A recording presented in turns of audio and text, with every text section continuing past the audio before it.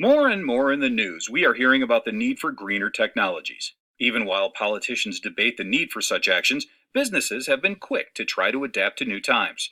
For them, going green is not a choice, but instead an imperative that could have both economic and environmental benefits. However, for a company to truly go green, it requires much more than simply using recycled paper and energy efficient light bulbs. Instead, many companies find that by changing their supply chains, they are able to exude a much greener image. Along the way, some companies find that they are able to create a product that even appeals to more potential clients. In this lesson, we're going to learn about how to implement a green supply chain. First, we'll focus on why this matters before moving on to differences in what green supply chains look like for service firms as compared to green supply chains for manufacturers. But wait, why should businesses even care about having a green supply chain? What do we even mean by that? Let's back up a bit.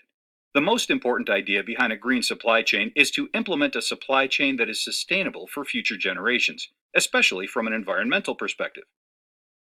Now, let's look at this through two different lenses so we can see why this makes sense for businesses of all types. First, let's assume that you're on board with the scientific theory that humans can create climate change. In that case, you'd want for your business to do well in the long run, correct? Firms that have a sustainable and green supply chain are preparing for exactly such a long run. Now, let's say that you don't believe in climate change. So, why should you care about having a sustainable supply chain? Simple, because a lot of your customers do.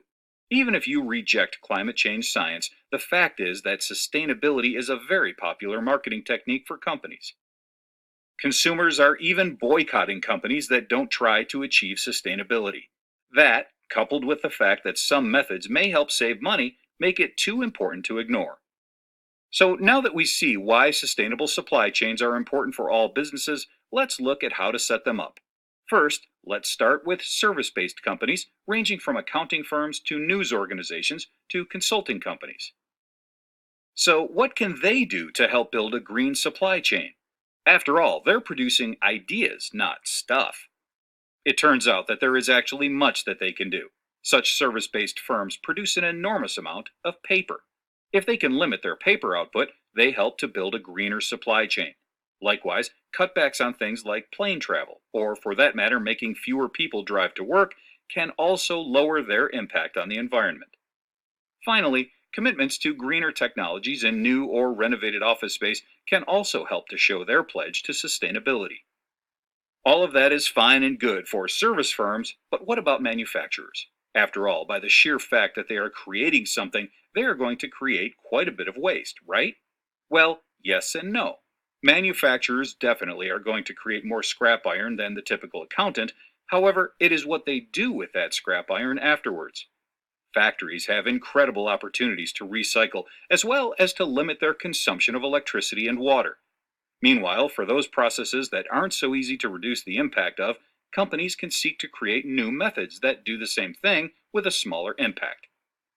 All of that means a smaller impact on the supply chain, which means a more sustainable supply chain. In this lesson, we looked at how to build green and sustainable supply chains for companies. We learned that green and sustainable supply chains took sustainable business practices into account when helping organizations plot their supply chains.